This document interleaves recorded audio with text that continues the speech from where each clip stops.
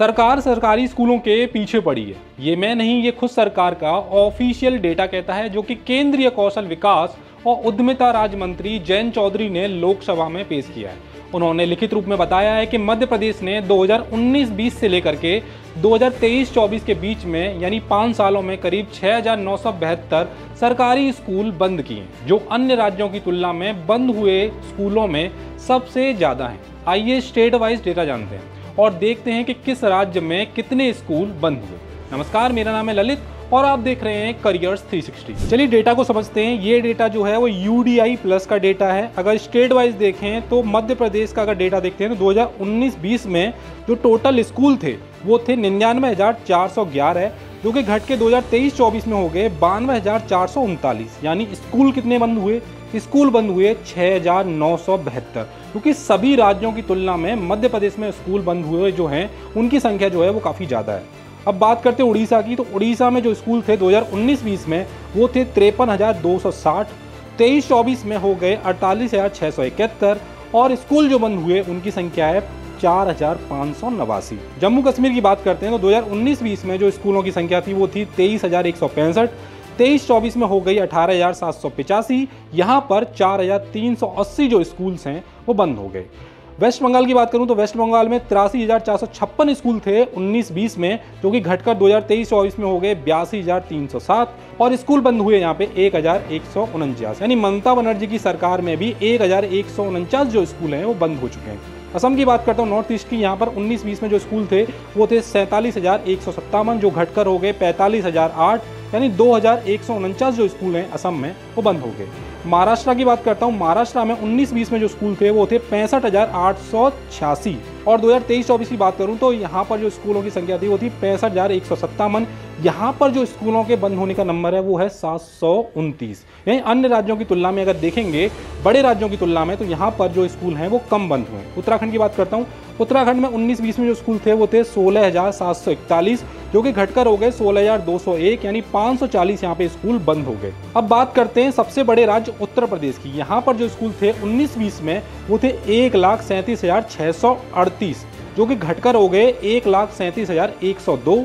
अभी इस डेटा में ये दिया हुआ है कि 5 सालों में 536 जो स्कूल हैं वो बंद हुए हैं। हालांकि जो सरकार है और दावे कर रहे हैं, विपक्ष भी ये दावे कर रहा है कि कुल जो सरकार है वो इस समय 27,000 जो स्कूल है वो बंद करना चाहती है। इसके लिए हम पहले से ही वीडियो बना चुके हैं। गुजरात की बात करूं तो गुजरात में 19-20 में स्कूल थे 35,040, जो कि घटकर हो गए 34,597 और यहाँ पर जो स्कूल बंद हुए हैं उनकी संख्या है 443। अरुणाचल प्रदेश यानी नॉर्थ ईस्ट में जाएंगे, वहाँ पर 3,056 स्कूल थे 19-20 में। 5 साल बाद यहाँ पे 2,847 स्कूल रह गए, यानी 209 जो स्कूल हैं वो बंद हो गए। केरला की बात करता हूँ, जो सबसे ज़्यादा एजुकेटेड स्टेट है, यहाँ पर अगर देखें तो 5,014 स्कूल थे 19-20 में, जो कि 23-24 में घटकर हो गए 4,809। यानी 205 स्कूल यहाँ पर भी इस एजुकेटेड स्टेट में भी बंद हो गए। हिमाचल प्रदेश की बात करूँ तो हिमाचल प्रदेश में 15,398 स्कूल थे और 23-24 की बात करूँ तो 15,217 स्कूल थे, जो कि घटकर 181 यहाँ पे हो गए। इस तरीके से आप अपनी स्क्रीन पर पूरा डेटा देख सकते हैं, आंध्र प्रदेश का, हरियाणा का, दिल्ली का। दिल्ली में क्या हालत है? दिल्ली में 2,767 स्कूल थे 19-20 में, जो कि घटकर 2,693 हो गए। यहाँ पर भी 74 जो स्कूल थे, 74 जो स्कूल थे वो बंद हो चुके हैं 5 सालों में। ये सरकारी स्कूल का डेटा है। इस तरीके से आप नीचे राज्यों का डेटा देख सकते हैं, अलग अलग राज्यों का डेटा है और हर राज्य में जो स्कूल हैं वो बंद हुए हैं। जब स्कूलों के बंद होने की बात आती है तो इसके पीछे कई कारण होते हैं, जैसे कि कम नामांकन, स्कूल की बिल्डिंग या जरूरी सुविधाओं की कमी या फिर प्रशासनिक दिक्कतें। इस पर शिक्षा राज्य मंत्री ने जवाब देते हुए कहा है कि शिक्षा हमारे संविधान की समवर्ती सूची में आती है। मतलब स्कूल खोलने, बंद करने या मर्ज करने का जो फैसला होता है वो राज्य सरकारों का और केंद्र शासित प्रदेशों के प्रशासन का होता है। मंत्री जी ने यह भी बताया है कि साल 2018 से लेकर के 19 में केंद्र सरकार ने समग्र शिक्षा नाम की एक योजना यानी पॉलिसी चलाई थी। इसमें पहले की 3 योजनाएं जो थी सर्व शिक्षा अभियान, राष्ट्रीय माध्यमिक शिक्षा अभियान और शिक्षक शिक्षा योजना को मिलाकर के एक कर दिया गया। इस योजना के तहत राज्यों और केंद्र शासित प्रदेशों को नए स्कूल खोलने, स्कूल मजबूत करने, बिल्डिंग बनाने और अतिरिक्त क्लासरूम तैयार करने के लिए आर्थिक मदद इस योजना के जरिए दी जाती है। जब मंत्री जी से पूछा गया कि स्कूल बंद होने से बच्चों की पढ़ाई लिखाई पर क्या असर पड़ेगा, तो मंत्री जी ने कहा कि कई राज्य अब ऐसी योजना बना रहे हैं जिससे हर बच्चे को स्कूल तक पहुंच मिल सके। उन्होंने ये भी कहा कि आरटीई कानून की धारा 6 के अनुसार सरकार की जिम्मेदारी है कि वो हर मोहल्ले और गांव के पास स्कूल बनाए। इसलिए कुछ राज्यों ने बेहतर पढ़ाई और सही छात्र शिक्षक अनुपात के लिए बड़े स्कूल बनाने की योजना बनाई है। तो कुल मिलाकर बात साफ है भैया कि एक तरफ सरकार स्कूल बंद कर रही है, दूसरी तरफ ये भी दावा कर रही है कि हर बच्चे को स्कूल तक पहुंचाने के लिए योजनाएं चलाई जा रही हैं। पर सवाल यही है कि जब एक के बाद एक हजारों स्कूल बंद हो रहे हों तो क्या वाकई में हर बच्चा स्कूल तक पहुंच पा रहा है? क्या नई योजनाएं बंद होते ही स्कूलों की भरपाई कर पा रही है? और क्या जमीनी हकीकत में भी कुछ बदलाव दिख रहे हैं, या ये सब सिर्फ कागजों तक ही सीमित है? अब जरूरत है कि हम सिर्फ आंकड़ों को न देखें बल्कि उनके पीछे की कहानी को समझें ताकि असली बदलाव हो सके।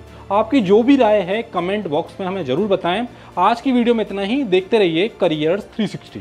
भाई नीट का एग्जाम तो आपने क्लियर कर लिया, अब आगे इसी सवाल का उत्तर है करियर्स 360 का नीट यूजी काउंसलिंग सब्सक्रिप्शन, जो देगा आपको हर राउंड हर स्टेप पर सही गाइडेंस। इसमें मिलेगा college predictors, medical almanac, webinar, e book, AIQ यानी कि ऑल इंडिया कोटा की जानकारी, स्टेट और डीम्ड यूनिवर्सिटी काउंसलिंग की गाइडेंस, कट ऑफ ट्रैकिंग और पर्सनलाइज्ड कॉलेज लिस्ट। इसके अलावा live expert sessions, document guide और चॉइस फिलिंग सपोर्ट। ये सब आपको व्हाट्सएप और ईमेल अलर्ट्स के जरिए तो मिलेंगे ही, साथ ही हम आपको 1-to-1 गाइडेंस भी देंगे। तो जाओ फटाफट जाकर ये काउंसलिंग सब्सक्रिप्शन में रजिस्ट्रेशन कर लो। और रुको, अगर अभी आप इस प्रोडक्ट को लेते हैं तो आपको मिलेगा 10% का डिस्काउंट, जिसका कूपन कोड है NEET-C10। मैं दोबारा बताती हूँ, जिसका कूपन कोड है NEET-C10। तो देर किस बात की, NEET UG counselling subscription subscribe करें और बिना गलती के काउंसलिंग को सफल बनाएं।